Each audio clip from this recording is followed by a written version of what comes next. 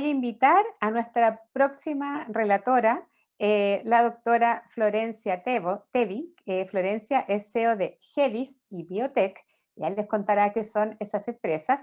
Y Florencia nos va a hablar de un tema que a nosotros nos ha parecido fundamental, que es sobre la soberanía de nuestros recursos genéticos.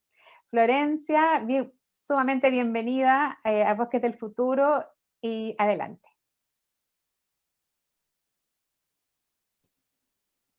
Ahí está. Bueno, Florencia, acá ahí está. estoy, acá estoy. Es todo tuyo, el tiempo.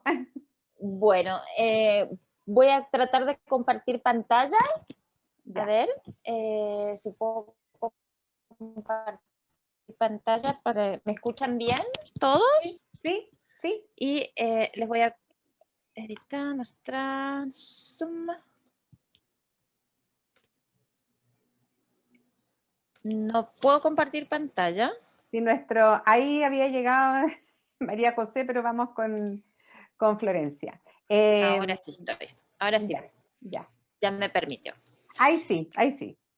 Ahí estamos, vamos a empezar por acá y vamos a ver el archivo como diapos. Ahí estamos, esta es la mejor forma para que no nos perdamos. Bueno, entonces yo quería hablar un poco de este tema, que es un tema que en realidad tiene varios años, pero por razones de diversa naturaleza, ha sido siempre estado relegado porque siempre pareció demasiado futurista, pero hoy nos llega la hora de hablar sobre la soberanía sobre los recursos genéticos como herramienta para el desarrollo sostenible, sobre todo el día de hoy que estamos en pandemia. Y básicamente lo que está ocurriendo, ¿por qué ahora empezar a hablar de esto? Es porque necesitamos transicionar desde la extracción y el procesado de materia prima, particularmente en los países latinoamericanos, los países en vías de desarrollo, hacia la bioeconomía y la economía basada en conocimiento. Y esto es una exigencia no solamente para el desarrollo de Latinoamérica, sino también dentro de las exigencias que implica el cambio climático, ¿no es cierto? Y las medidas que se pueden tomar del cambio climático. Y uno de los problemas fundamentales es definir estos cambios genéticos, ¿qué son estos cambios genéticos, ¿no es cierto? Y cuando hablamos de qué son, hay varios puntos. Podríamos hablar de qué es el conjunto de genomas e información genética. El genoma de un individuo es la dotación genética completa que puede tener ese individuo. Es toda la información. Pero también existen otras formas, además del genoma, existen otras formas de información genética que pueden existir como partes de esos genomas y esas partes las llamamos genes. Este genoma o esta dotación genética completa de cada individuo está presente en cada una de las células del organismo. Y acá las podemos ver en el microscopio. Cualquier organismo vivo dentro de su célula posee su dotación, de cada una de sus células posee esto. Y esta cadena de ADN que estamos acostumbrados a ver viene empaquetada conjuntamente enrollada alrededor de proteínas, se compacta, forma cromosomas y estos cromosomas son los que se guardan al interior de la célula. Un fragmento de ADN que puede o no codificar para una proteína, pero puede ser también un segmento que es un regulador del genoma, todos se llaman genes y tienen importancia a la hora de pensar en innovación y biotecnología. Pero no solamente cuando consideramos los recursos genéticos, estamos considerando al recurso en sí mismo, al ADN en sí mismo, sino también estamos considerando los recursos genéticos dentro de los activos ambientales que podemos tener, que son también mal llamados bienes libres, libres en algunas partes, porque acá hay un poco de agüita que no es tan libre, por lo menos en Chile. Y además de esto, también existen derivados. Acá lo que ustedes pueden ver es una bacteria, Streptomyces, que Streptococcus, perdón, que es de Rapa Nui. Y sin embargo, en Rapa Nui nunca fue investigada. Se la llevaron a Estados Unidos y hoy se producen derivados que son antienvejecimiento, anticancerígenos, y lo producen diferentes compañías. Esto no tiene ningún revenue para la gente de Rapa Nui, desde donde se aisló la rapamicina que produce esta bacteria. Entonces, acá viene el tema de hablar de soberanía y qué significa realmente esta soberanía. Y en un mundo globalizado es un término que cobra demasiada importancia porque si tradicionalmente lo definimos como la autoridad que reside en el poder político, que son las definiciones más clásicas, ¿no es cierto? La soberanía es el poder político supremo que corresponde al Estado independiente y sin interferencias externas. Hoy nos vemos obligados también a considerar otras dimensiones más allá de lo que es el poder político, sino también tenemos que considerar, o mejor dicho, el espacio físico, tenemos que considerar además dimensiones virtuales y dimensiones también que implican el compartir los datos constantemente y en todo momento. Entonces, el concepto de soberanía, hay muchos conceptos, es un concepto que se discute, que es un concepto dinámico en ciencias sociales, también se asocia a la noción de autonomía en el campo de las ideas, de los recursos. Reflexionar sobre los desafíos que nos enfrentamos hoy al defender la cultura en la que estamos en medio de una globalización, pero también los recursos naturales, la biodiversidad, de que puede tener una nación en una sociedad que es capitalista. ¿Cómo nos vamos a identificar? Entonces esto trae a colación un poco de por qué ahora vamos a hablar de soberanía genética recién. Y esto tiene que ver un poco también con la historia de lo que ha ocurrido en el mundo, que a la vez que se ha ido globalizando, han habido transformaciones, revoluciones que están transformando la sociedad, que la siguen transformando. Algunos sociólogos no están de acuerdo conmigo con esto de que son revoluciones que transforman la sociedad, se las digo desde ahora. Yo no soy socióloga, así que quienes estén en este ámbito, bueno, los escucho para ver sus opiniones. Pero ustedes pueden ver que en este transcurso, estas revoluciones han sido de la información, de la conectividad, ustedes las conocen bien. Hoy toda la información ustedes la pueden tener al alcance de la mano, en el celular directamente, estar conectados, es el mundo sin dudas, ¿no es cierto? Pero también existe una revolución que es menos conocida, que es la revolución genómica.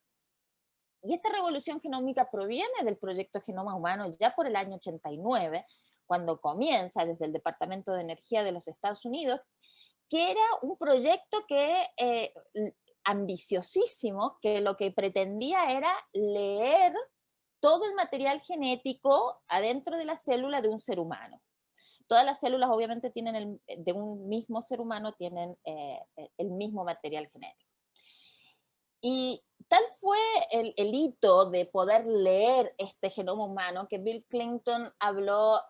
De hecho, no lo presentan los científicos al genoma humano, lo presenta el presidente de Estados Unidos, que en ese momento era la persona más poderosa en la Tierra, y dice la importancia de poder leer, de poder leer el genoma humano es un hito en la historia, igual que la llegada del hombre a la Luna. Yo creo que no se equivocó en esto, porque si nosotros nos ponemos a pensar, cuando empezamos con el genoma humano en el 89, los computadores eran gigantes, de hecho no entraría ni siquiera en la foto, pero en el 98 había edificios completos que se dedicaban a secuenciar un único genoma humano, y el genoma humano es bastante más chiquito que el de cualquier planta, bueno, de la mayoría de las plantas, está ahí como entre medio, digamos. Hay plantas que son mucho más chiquititas y otros que son mucho más grandes. Y estos tamaños, la compresión de estos sistemas de información, también dictaminó que en el 2018 ya empezáramos a tener secuenciadores, o sea, lectores de estos genomas que sean pockets. Y esto permite y abre un mundo en la innovación, porque esto permite que uno pueda salir en campaña y no tener que pasar por el proceso de conservación de la muestra y poder secuenciar in situ en ese lugar, que pueden ser lugares extremos, eh, ambientes extremos y otras vicisitudes técnicas que se pueden saltar. Y además que uno lo puede tener en cualquier parte. Entonces prácticamente estamos en la avenida donde ya casi que podríamos secuenciar nuestro propio genoma en nuestra propia casa.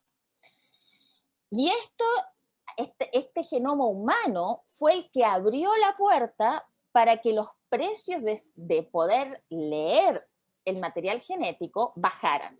Y han bajado al punto tal de que el primer genoma costó leer $3.000 millones y hoy podemos secuenciar un genoma humano en $700.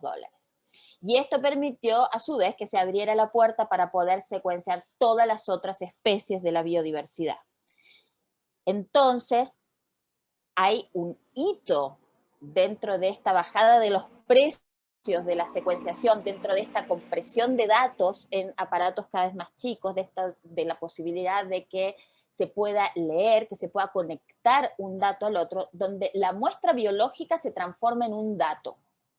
Y esto es un cambio de paradigma cuando hablamos de la soberanía, porque implica que no solamente vamos a considerar nuestro patrimonio de la biodiversidad en 3 dimensiones físicas, sino que también vamos a tener que considerar la dimensión virtual, el aspecto virtual de esto y el acceso a ese dato.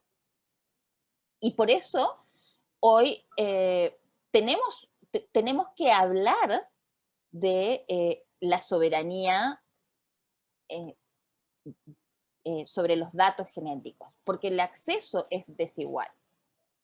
Al mismo tiempo que esto ocurre, decimos, bueno, entonces, ¿qué puerta puede abrir manejar este caudal de datos y manejar todos estos genomas? Bueno, antes leíamos un gen a la vez, como puede ser el del Roundup, todo esto tomaba bastante más tiempo porque teníamos que averiguar dónde estaba ese gen, cómo lo podíamos hibridar, y todo esto tomaba tiempo, era un gen a la vez. Hoy por hoy podemos leer genomas completos de diferentes individuos, de diferentes especies, y a partir de esto localizar rápidamente los genes y proceder a hacer lo que cualquiera sea la meta. Entonces, esto también marca un hito de que el acceso al dato también permite nuevas innovaciones, permite el acceso a la innovación de los países. Y además existe la dimensión de que, obviamente, para poder tener todo este acceso, tiene que existir un conjunto de políticas públicas y de protección al respecto. De hecho, cuando fue la carrera por el genoma humano, una de las preguntas que surgió es ¿a quién le pertenece la información codificada en el genoma humano? Y eso es una respuesta que en realidad no se pudo patentar, hubo quien obviamente varias empresas que quisieron patentar el genoma humano, y la Corte Suprema de Estados Unidos dijo, atención, el genoma humano, como cualquier genoma de cualquier especie, no se puede patentar porque no es una innovación, es algo que ya existe en la naturaleza. Y bajo este concepto no se pueden patentar ni genes ni genomas en la mayor parte de los países. Ahora, ¿qué pasa cuando esos genes o genomas están modificados? Y ahí es donde tenemos diferentes ideas al respecto y donde se está moviendo el campo de la legislación. Entonces, conjuntamente también con el genoma humano y la descripción del genoma humano, comienza lo que se llama el movimiento open source, que era compartimos o no compartimos los datos. Entonces, si todo es open source, todo el mundo tiene acceso, pero este open source movement también se volvió cada vez más restrictivo. Entonces, se volvió más restrictivo porque mientras sea la biodiversidad, sean especies intactas, genomas intactos, todo el mundo los puede compartir. ¿Qué pasa cuando estos vienen modificados? ¿Y cuál es el impacto que puede tener esto? Y además, Si bien pueden estar, van a ver ahora que no es tan así, tan libre ese acceso.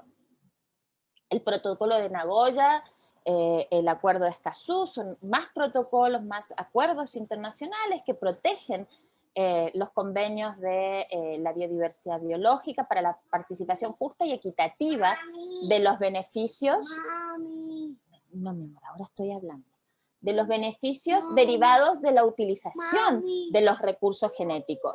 Entonces ahora lo que estamos hablando es que, bueno, si existe esto, entonces, si hay una participación, si hay acuerdos de los cuales Chile no es firmante, ojo, y otros países latinoamericanos lo son y otros no lo son, hay que revisar eso en una lista. Entonces, ¿por qué entonces se necesita legislar sobre una soberanía de los recursos genéticos?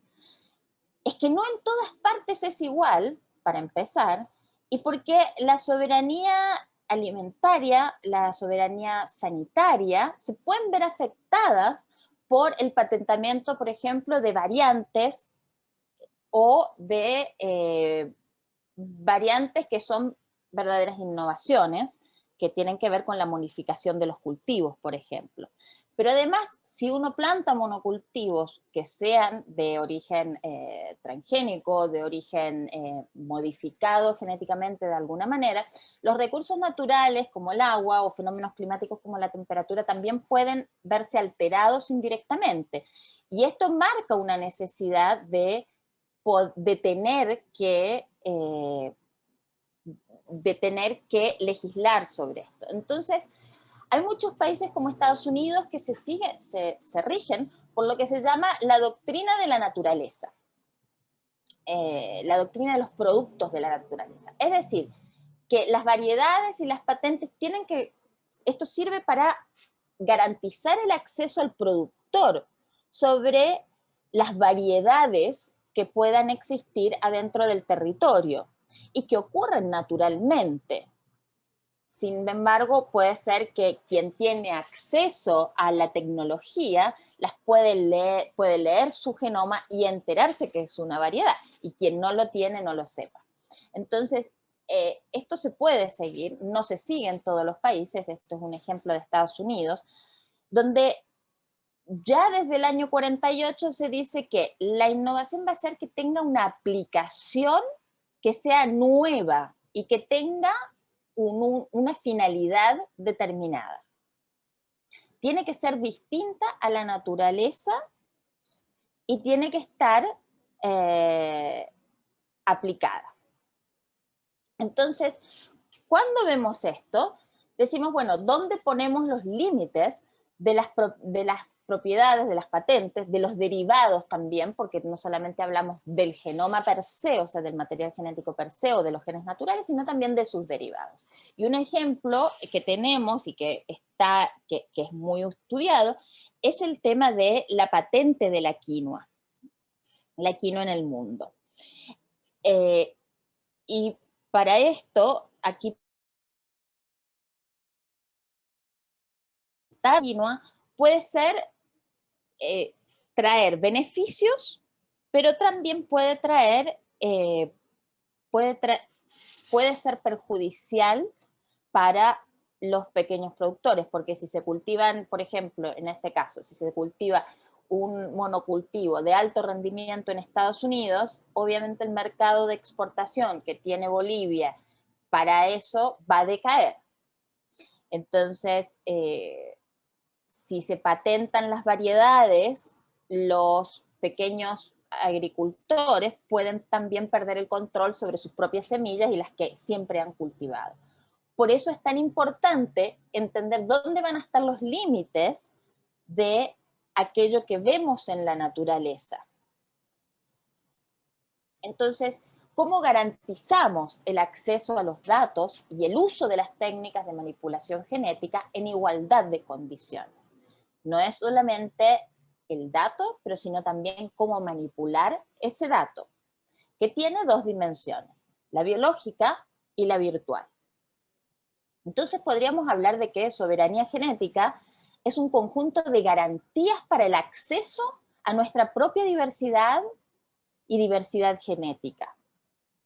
Y nosotros, muy rápidamente les voy a comentar que en el informe de datos en biodiversidad, que fue un informe que se hizo para la COP25, ya ahí hicimos un apartado de recomendaciones de políticas públicas que hay que tener para los datos de la biodiversidad, donde hablamos de pertenencia y dependencia y potestad de estos datos de la biodiversidad. En este caso fue la biodiversidad chilena, el que lo ponemos como ejemplo, pero es importante entender que muchos países de Latinoamérica no poseen pertenencia, independencia y potestad sobre estos datos. Cuando la muestra biológica, si bien todas las muestras biológicas se encuentran tal vez en muchos países de América Latina, donde hay una amplia biodiversidad, un amplio número de especies, cuando estas muestras se transforman en datos, los países no son independientes, porque estos datos se almacenan, por ejemplo, en servidores que no se encuentran dentro del país, y donde en realidad uno tiene acceso en la medida que el dueño del servidor lo provea. Entonces, en este informe detallamos un poco esta necesidad de poder establecer quiénes son los actores relevantes, qué infraestructura y qué servicios se puede brindar, la necesidad de que para capitalizar la información de los datos de la biodiversidad debe existir un financiamiento detrás, un financiamiento que sea permanente, porque la realidad de los países latinoamericanos es que la inversión del PBI en innovación, en ciencia y tecnología no supera el 0,5% en el mejor de los casos. Entonces, ¿cómo podemos capitalizar la información que proviene de la biodiversidad si no existe una inversión previa? Y después también podemos hablar de la sensibilidad y la protección de esos datos. Por ejemplo, no se puede brindar simplemente o como dato abierto la geolocalización de especies que están en extinción. Son datos que tienen que venir determinados, entonces existe una determinación de las diferentes sensibilidades de los datos para ver si son datos abiertos o datos sensibles, y hay que generar infraestructura para esa protección, infraestructura que en este momento en los países latinoamericanos no existe. Y de esta forma sí se puede capitalizar toda esta información que puede provenir de diferentes ecosistemas. Y bueno, lo que ya mencioné es la generación de protocolos para el intercambio de datos, porque en este momento, si bien existen tratados internacionales, seguimos en desventaja. O sea, nosotros negociamos en una situación donde la mayor parte de los países latinoamericanos negocian una situación, estos acuerdos, en una situación donde, a pesar de tener la mayor parte de la biodiversidad, se encuentra limitado tecnológicamente para la negociación. Entonces tienen que existir acuerdos para el intercambio entre servicios públicos, con fondos públicos, intercambio entre públicos y privados, y siempre considerando la protección de la biodiversidad y de los recursos genéticos al centro de estos protocolos. Y obviamente generar acuerdos internacionales y tratados internacionales que sean más específicos que los que existen actualmente, porque los que existen actualmente son bastante amplios y dejan demasiadas ambigüedades respecto a, por ejemplo, los datos genéticos de las variedades. Y obviamente siempre se recomienda firmar todos estos convenios a los países que todavía no lo han hecho. Entonces, cuando hablamos de cómo lo garantizamos, bueno, ya hemos empezado a hablar de cuáles podrían ser mecanismos para dar estas garantías, que no solamente van a provenir de las políticas públicas respecto a legislación, pero también van a provenir de la técnica y del acceso a esas técnicas, porque cuando hablamos de secuenciación masiva, o sea, de poder leer el genoma completo de un individuo, hablamos también de con qué finalidad uno quiere hacerlo. Y puede ser, también hablamos de la modificación genética, que en muchos casos es lo que se busca. Y la modificación genética no hay que villanizarla por cierta forma, aunque tenga mala fama, sino hay que legislarla y socializarla para que podamos pasar de la lectura de un único gen, que esto es lo que está ocurriendo, a que también el pequeño agricultor pueda realizar genómica y tener acceso a datos genómicos y poder usar esta información para mejorar su producción en un determinado contexto. Yo en lo personal, y quienes promovemos estas líneas de desarrollo, vemos que la genómica puede ser una herramienta transversal. Genómica es el estudio de los genomas completos, lo vuelvo a repetir, es una herramienta transversal para alcanzar varios de los objetivos del desarrollo sostenible. Desde el hambre cero, porque vamos a necesitar los transgénicos y vamos a necesitar la modificación genética ahora por otras vías, como puede ser las técnicas de corta y pega, que son las tijeras biológicas que se han descubierto hace poco tiempo, para eliminar el hambre, para mejorar los cultivos dentro de un ambiente de cambio climático, pero a la vez conservando la naturaleza, la vida submarina, y todo esto finalmente en su conjunto va a reducir desigualdades que hoy existen entre grandes empresarios y pequeños agricultores, así como generar resiliencia en ciudades, en comunidades, y todo esto finalmente esperamos que nos lleve a tener más paz y justicia entre los diferentes pueblos y las comunidades. Entonces, al creer que la genómica es una herramienta transversal, lo que proponemos es tener 3 ejes para alcanzar este desarrollo: un eje que tiene que ver con la salud, un eje que tiene que ver con la biodiversidad y otro que tiene que ver con la producción y el sector silvoagropecuario.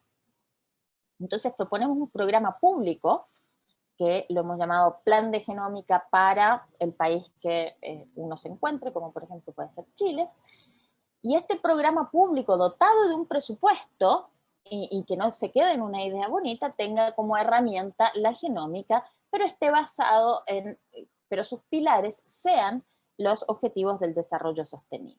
Y en la etapa 1 proponemos que conocer los genomas locales, y esto es una necesidad de la mayor parte de los países latinoamericanos para poder tener potestad sobre su patrimonio genético, para poder hacer uso y usufructo de esta información y de esta biodiversidad, no solamente en el campo físico, pero también en el campo virtual. Entonces necesitamos, si hablamos de salud, vamos a querer conocer el genoma de la población local humana. Si hablamos de biodiversidad y cambio climático, queremos conocer el genoma de las especies nativas. Si hablamos del sector silvoagropecuario y productividad, vamos a querer conocer el genoma, la dotación genética de las especies alimentarias. Y como ejemplo, simplemente voy a tomar esto. ¿Qué pasa?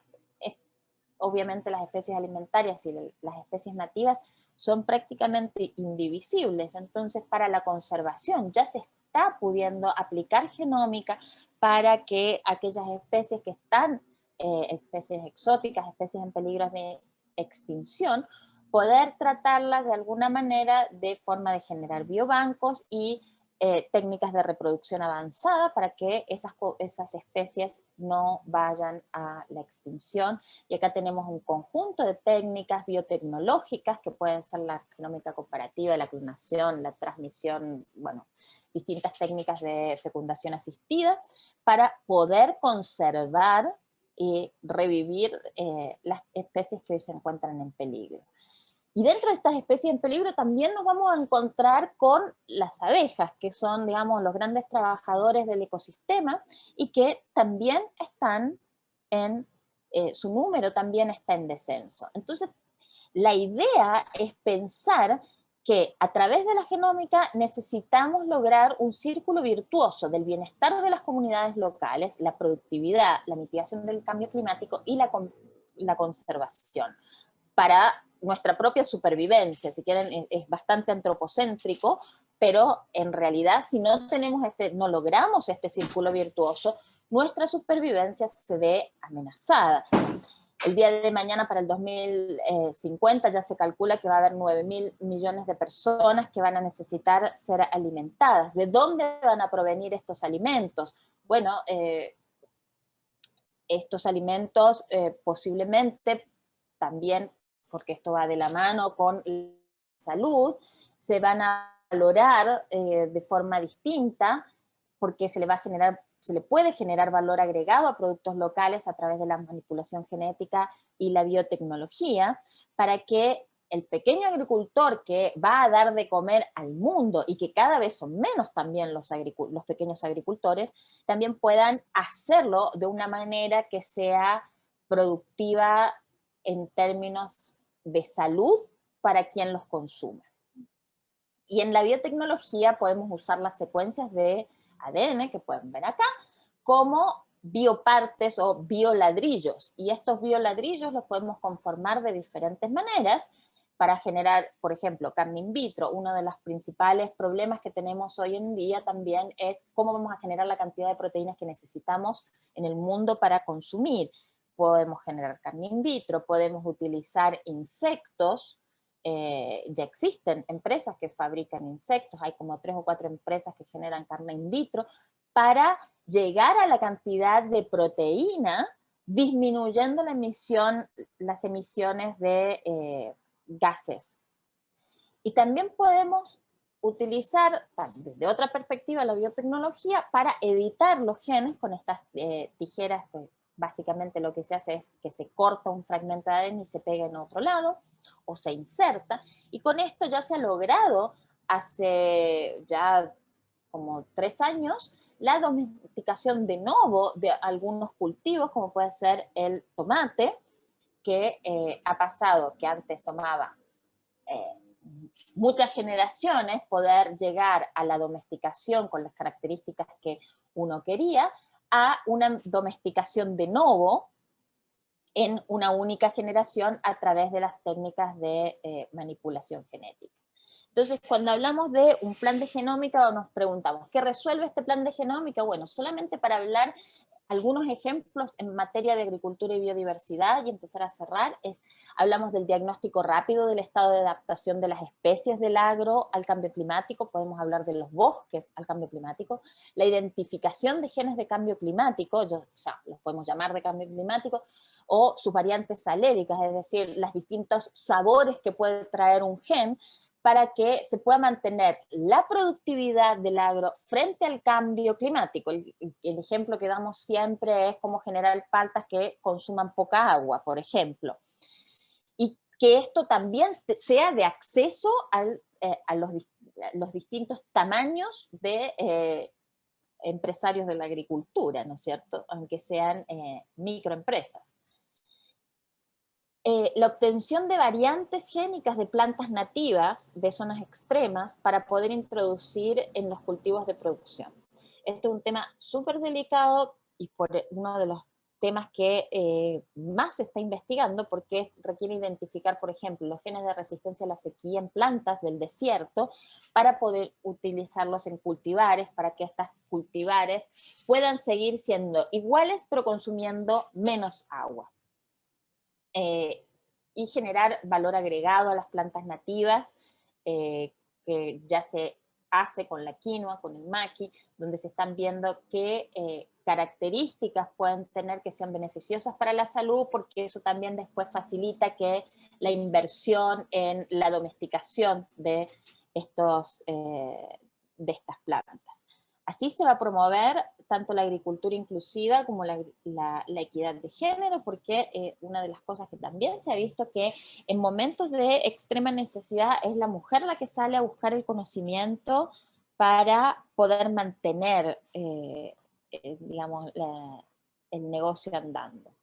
Y además se promueve la conservación y de la variabilidad genética nativa, y que esto es muy importante porque a medida que se reduce el número de especies, obviamente frente al cambio climático, esto nos juega totalmente en contra para poder mantener las especies y sobrevenir y poder sobrevivir a este cambio climático, donde va a haber menos agua, más temperatura, y podemos iniciar otras formas de economía. Y entonces es fundamental que los países de América Latina tomen conciencia y tomen las riendas y la potestad sobre su patrimonio genético, que puede venir de diferentes especies. Y además esto es sumamente relevante porque se crea un área nueva dentro de la economía. El impacto económico de la genómica en Estados Unidos, medido solamente en el 2010, ya de los primeros 3.000 millones de dólares que pusieron entre el 89 y en el 2001 para el genoma humano, se recuperó ampliamente porque se generaron de forma directa 67.000 millones de dólares solamente en impacto económico, más 310.000 nuevos puestos de trabajo para el 2010, o sea, 10 años después. Y ya para el 2016 esto estaba en el orden de los trillones de dólares en términos de impacto económico y las fuentes de trabajo ya superan los millones. Y en el mundo se calcula que en el mercado global la edición genética ya va a alcanzar los 6.000 millones de dólares en los próximos años. O sea, ya estamos en esto. Hay una revolución en términos de lo que es el sistema económico. Hay nuevos empleos existen que son los consultores genéticos, como lo soy yo, los analistas de datos, gente que analiza procesos, pero desde otra perspectiva, que no son los procesos químicos, son procesos que tienen que ver con la genética, con el metabolismo, y estos son los empleos que más crecen año a año. Entonces, se requiere la inversión para un plan de genómica y biotecnología como estrategia para alcanzar el desarrollo sostenible, la genómica como una herramienta transversal para alcanzar los objetivos del desarrollo sostenible, y me voy a ir con esta frase de Obama, que dice, que ya dijo en el 2015, no solo debemos celebrar la innovación, debemos invertir en innovación, debemos nutrir la innovación, debemos alentarla, canalizarla en los aspectos que sean más productivos para el país y su futuro. Muchas gracias. Florencia, muchísimas gracias por tu increíble presentación. Realmente es tan complejo tú lo que nos presentaste de manera tan simple, no simple, pero de manera que uno lo puede entender. Creo que el gran desafío, si puedo quedarme con alguna idea principal, tiene que ver con esta idea que tú estás desarrollando de un plan nacional de genómica que puede ser y debería ser una prioridad en todos nuestros países de América Latina, ¿no? Entonces, Florencia, ¿cómo pueden nuestros asistentes que están acá, que tienen muchas felicitaciones, decir también en los comentarios, porque nosotros en nuestro entorno rural, forestal, agropecuario, no estamos expuestos a estas conversaciones? Y por Dios, qué importante lo que has mostrado en términos de la diversidad de productos, cómo puede ser una herramienta tecnológica para solucionar los problemas de cambio climático que son tan graves. Así que, ¿cómo te pueden contactar quienes están aquí hoy día conectados con nosotros? Aquí abajo está mi correo electrónico. Ahí está tu correo, exacto. Y @FlorenciaTevi es para redes. Perfecto. Todos los documentos, todo esto está documentado con evidencia científica, con diversas publicaciones. Yo no le puse el nombre finalmente a las publicaciones porque básicamente después siempre termino contactándome la gente.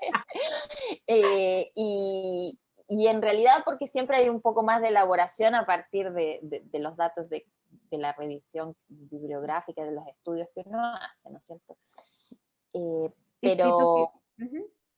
Si pero hay cosas que no, porque son muy nuevas. Entonces hay cosas que no están en los libros o en los papers, en las publicaciones científicas, porque básicamente son reflexiones nuevas, reflexiones que no se encuentran en cualquier parte, digamos. No, ha sido un honor para nosotros tenerte acá. Insisto que tienes muchas felicitaciones por tu presentación y te agradecemos. Gracias. Y solamente quisiera que nos dijeras una última frase, si tú pudieras hacer un llamado a la acción, porque a todos nuestros panelistas les vamos a pedir un llamado a la acción desde tu experiencia y de tu visión. ¿Qué es el llamado a la acción para América Latina? Porque estamos hoy día en toda América Latina. Para América Latina tiene que existir el término comunidad, tiene que volver a estar al centro de cualquiera de las acciones que se tomen en términos de política pública. La pandemia es un gran ejemplo donde el individualismo ha golpeado, los países más individualistas han sido los más golpeados. Y yo creo que en el post-pandemia necesitamos poner al centro de la inversión la comunidad, Wow, sobre todas las cosas. importante.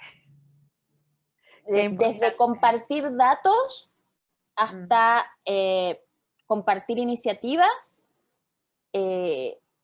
hacer redes dentro de América Latina. Para esto, utilizar la diplomacia científica, generar inversión científica para esto, es todo importante. Pero si no está la comunidad al centro, no vamos a poder actuar y valorizar lo que ya tenemos. Perfecto, me parece un llamado a la acción sumamente importante. Creo que estas iniciativas que nosotros hacemos desde abrir estos espacios buscan exactamente lo mismo que tú mencionas, crear comunidad y por supuesto quienes te estén escuchando en este momento que pueden ser aliados o aliadas para los proyectos que tú estás llevando a cabo también sería maravilloso poder encontrar esas alianzas, ¿no? Y que ojalá que tu gran idea y proyecto de plan de genómica, Plan Nacional de Genómica, sea una realidad pronto para todos. Y nada más en nombre de Reforestamos México, de todos los aliados que nos acompañan hoy día y de Bosques del Futuro 2021, te doy las gracias y por supuesto que seguiremos colaborando. Muchas gracias, Florencia. Muchísimas gracias por la invitación y muchísimas gracias a todos por escucharme. No, Y cualquier cosa me contactan aquí, yo estoy disponible, a veces me tarda un poquito más de contestar por la pandemia, visto que los niños todavía están en la casa, así que sí, así vimos. Como han visto, dando vueltas por ahí, perdonen. No, así es la vida hoy, la vida híbrida que se llama. Todos trabajamos y vivimos en el mismo lugar, con toda la familia, todos juntos. Muchas gracias, Florencia, Muchas gracias. un gusto tenerte con nosotros.